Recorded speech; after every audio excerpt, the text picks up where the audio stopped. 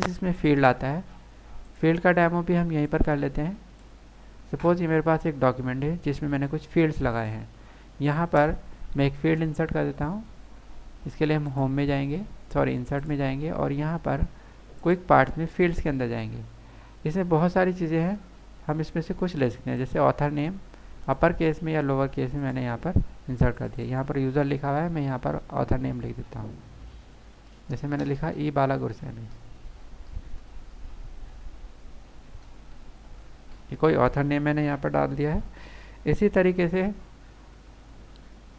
मैं यहाँ पर कदर रखता हूँ और यहाँ पर क्विक पार्ट में जाते हैं, फील्ड्स में जाते हैं। यहाँ पर हमने क्रिएट डेट, इस डॉक्यूमेंट की क्रिएट डेट डाली, ये डॉक्यूमेंट की क्रिएट डेट आ गई है। और थोड़ा सा नीचे जाकर यहाँ पर हमने फील्ड में एडिट टाइम डाला, फाइल कितनी बार एडिट हुई है, तो वो चीज़ यहाँ पर आ जाएगी, 3 टाइम एडिट हुई है ये फाइल। फिर यहाँ पर हमने क्विक पार्ट से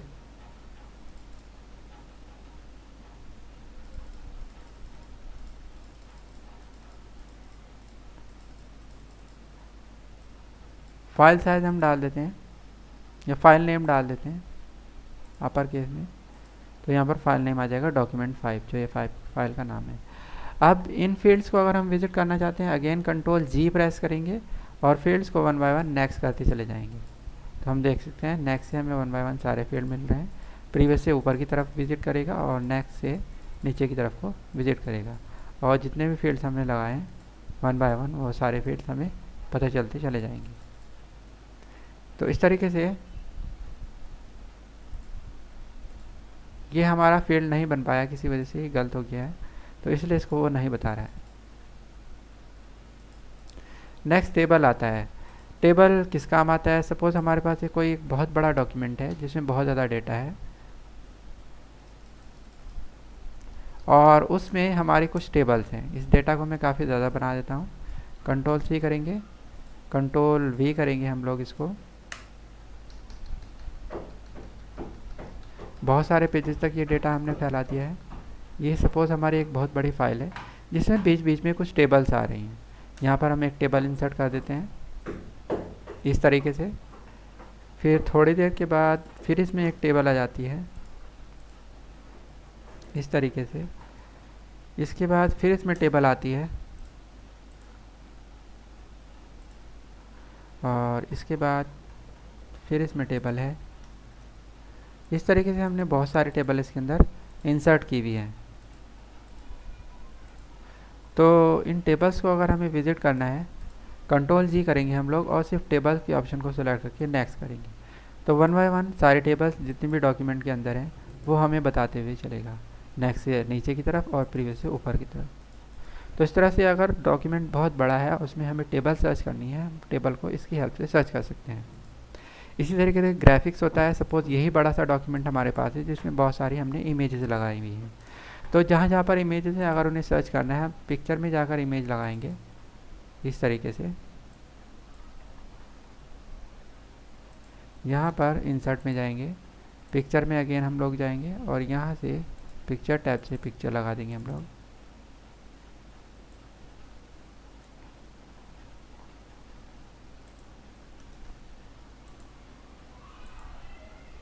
इस तरीके से कुछ पिक्चर्स हम लगा देंगे।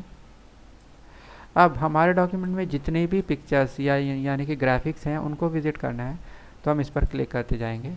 1 बाय 1 सारे डॉक्यूमेंट और सारे पिक्चर्स जितने भी हैं हमारे डॉक्यूमेंट में ये बताते हुए चला जाएगा। नेक्स्ट है इक्वेशन। इक्वेशन के लिए हमें इक्वेशन डालना होता है। सपोज़ मेरे डॉक्यूमेंट में कुछ इक्वेशंस है, यहाँ पर मैं एक इक्वेशन डाल देता हूँ। इक्वेशन के लिए हम इंसर्ट में जाएंगे, यहाँ पर ऑब्जेक्ट में जाएंगे और ऑब्जेक्ट के अंदर यहाँ पर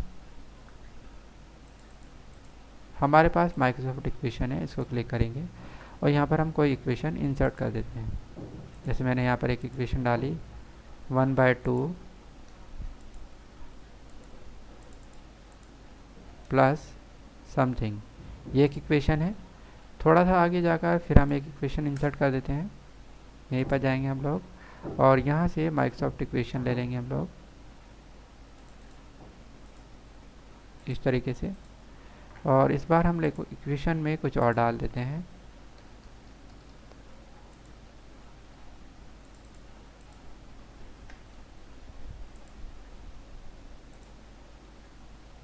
ये हमने एक इक्वेशन और बना दी है। डॉक्यूमेंट में थोड़ा नीचे जाकर एक इक्वेशन और डाल देते हैं हम लोग।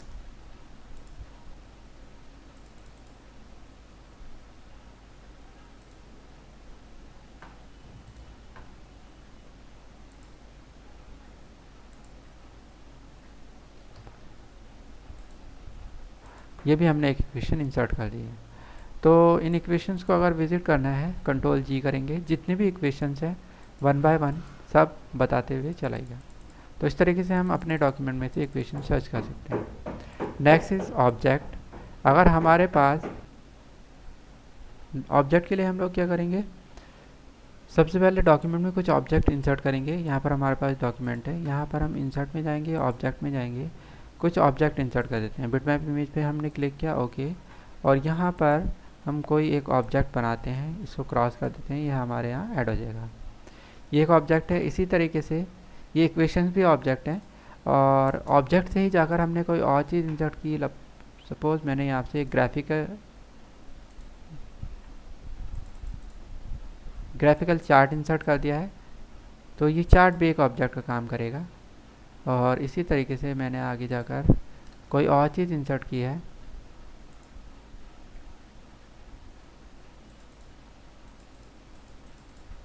सपोज एक्सेल चार्ट हमने यहाँ पर इंसर्ट कर दिया है, तो ये भी एक ऑब्जेक्ट है।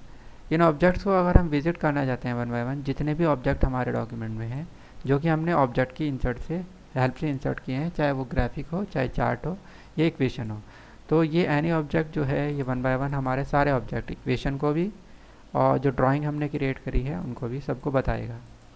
ये हम देख सकते हैं, इक्वेशन, चार्ट्स और अदर चीज़ें जो भी हमने ऑब्जेक्ट की हेल्प से इंसर्ट किया वो सब हमको वन बाय वन बता रहा है। तो इस तरीके से हम अपने डॉक्यूमेंट में जितने भी ऑब्जेक्ट हैं उनको विजिट कर सकते हैं। नेक्स्ट इसमें हेडिंग आता है।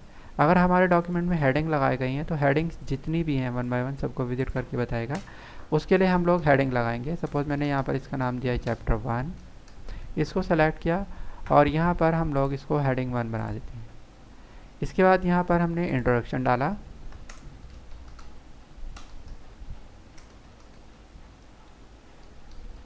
इंट्रोडक्शन को हमने सेलेक्ट किया और इसको यहाँ पर हमने हेडिंग 2 बना दिया है। इसके बाद यहाँ पर हमने समरी डाला, इसको सेलेक्ट किया, हमने हेडिंग 3 बना दिया है। और यहाँ पर हमने कंक्लूजन डाला, इसको सेलेक्ट करके हमने हेडिंग 4 बना दिया है। तो इस तरह से हमारे डॉक्यूमेंट में कुछ हेडिंग्स हमने लगाई हैं। अब कंट्रोल जी करके अगर हम बोलते हैं हमारे डॉक्यूमेंट में जितनी भी हेडिंग सर्च करके बताओ, तो नेक्स्ट से ये वन बाय वन हर एक हेडिंग पर हमको लेकर जाएगा और प्रीवियस से वापस लेकर आएगा। तो इस तरह से अपने डॉक्यूमेंट में जितनी भी हेडिंग है हम उनको विजिट कर सकते हैं। तो ये गो टू सेक्शन था जो हमने यहाँ पर ट्राई किया है कि कैसे हम लोग अलग अलग चीज़ों की हेल्प से डॉक्यूमेंट में विजिट कर सकते हैं उन चीज़ों को और सर्च कर सकते हैं। इसके बाद नेक्स्ट टॉपिक इसमें आता है सेलेक्ट। इसके लिए हम लोग एक नई फाइल ले लेंगे।